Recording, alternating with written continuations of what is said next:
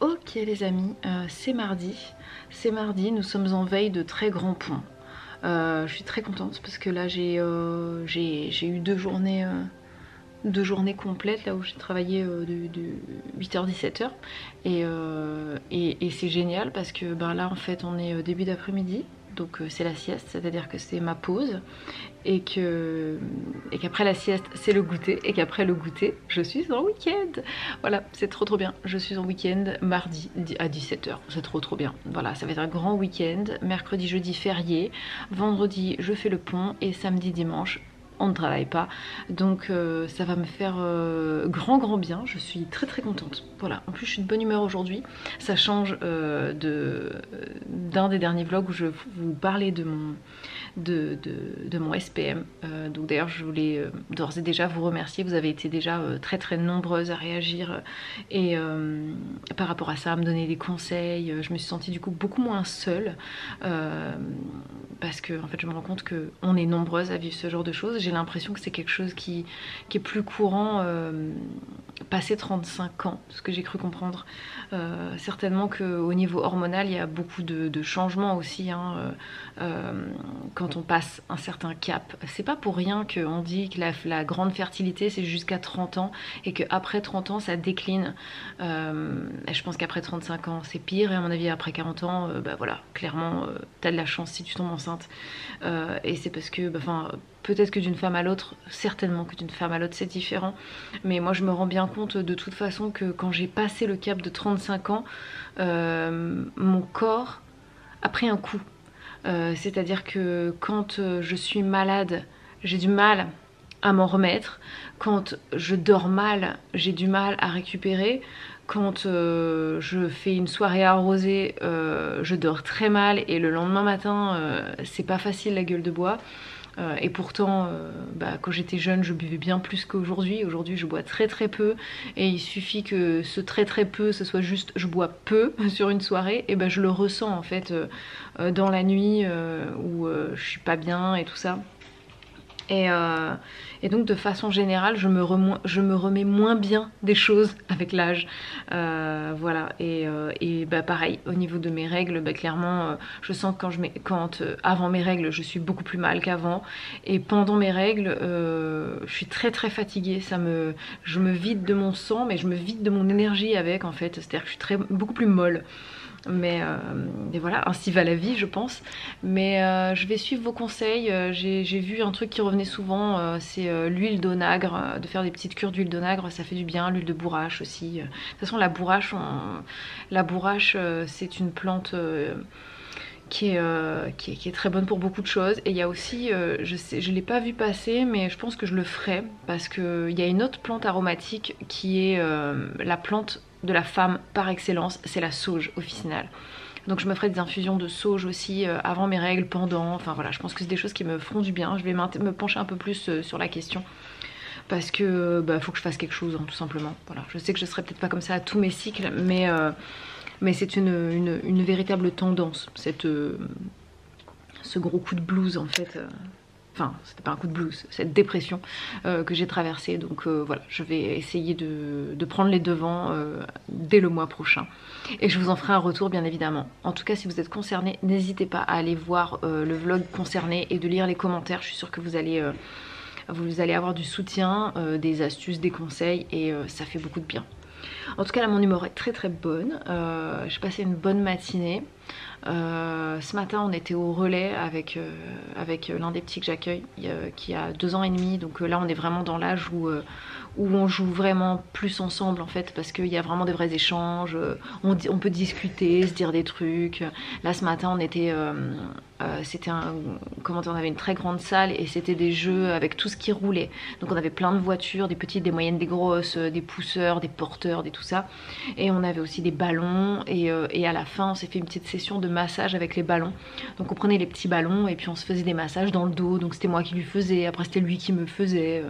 On se le faisait entre asthmates, c'était assez marrant et c'était chouette. Voilà, on a passé un bon moment, on était très contents d'y aller et voilà, et c'est un petit peu tout ce que je voulais vous dire. Là je suis dans mon atelier couture peinture. Voilà, et je vais peut-être essayer de peindre un petit paysage. J'ai pas le papier adapté pour faire des paysages, il me faudrait du papier 100% coton. Mais ça coûte cher, donc je n'ai pas envie encore de passer le cap d'investir dans du papier coton. Voilà, donc pour l'instant je me contente du papier cellulose pour faire des petits oiseaux. En ce moment je fais des oiseaux. Et là je vais essayer de faire un paysage sur mon carnet d'aquarelle, mon carnet action. Ils ont des cahiers à dessin qui ont un papier un peu épais. Donc c'est pas du 300 grammes, hein. Donc il faut pas mettre beaucoup d'eau, hein, mais je peux quand même peindre un peu dessus. Donc je vais essayer de m'amuser à faire un premier paysage là-dessus. Et puis on verra si ça se passe bien, j'en ferai peut-être d'autres. Ça me plairait beaucoup en fait de faire des paysages. Il y a beaucoup de choses que j'aime de toute façon dans l'aquarelle.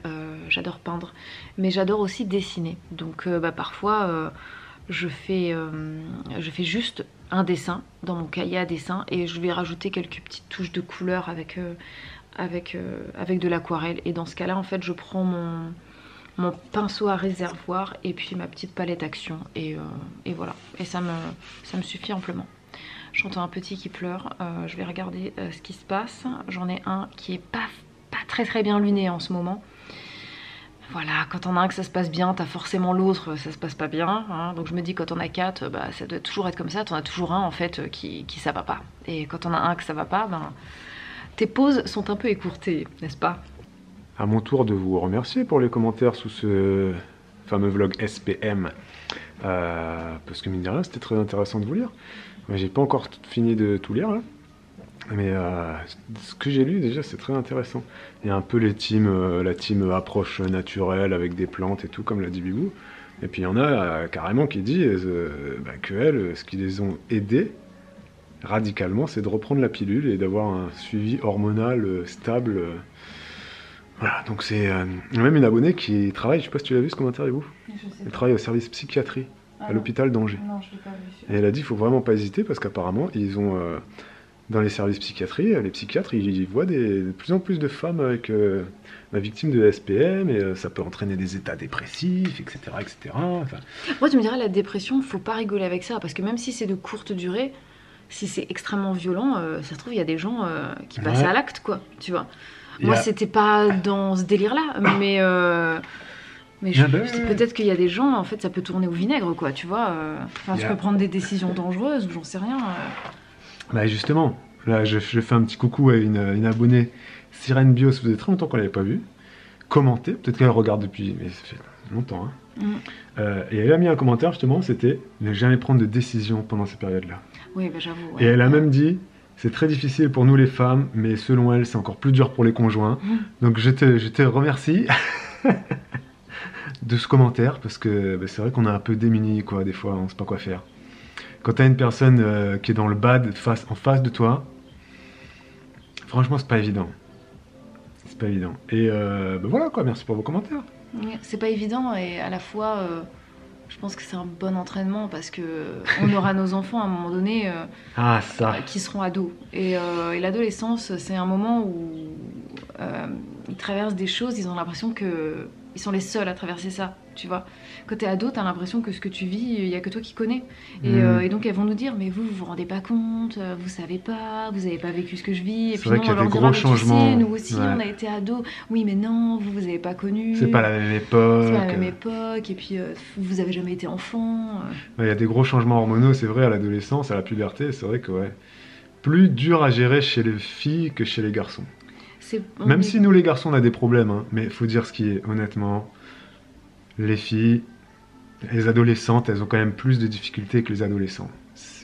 Ça veut pas dire que les adolescents n'en ont pas, hein, non. Mais c'est vrai que nous, on va connaître avec 3 filles... des choses intenses, je pense. Voilà. Donc c'est bien, tu prépares. Quand tu auras les règles, après... Et après il y aura les règles. Toi, regarde, t'as eu les règles ado, t'as jamais eu de soucis. Non, mais après j'ai pas eu une adolescence facile pour autant. Non, mais t'as pas eu des règles, parce qu'il y a des filles, des femmes qui souffrent de SPM depuis toute jeune, tu vois.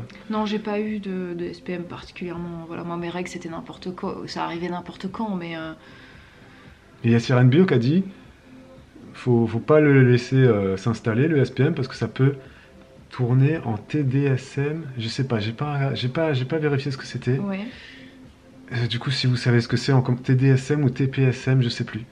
Je sais plus ce que t'as mis là, faudra que j'aille Ouais, voir ça ça. devient une maladie, quoi, tu veux dire.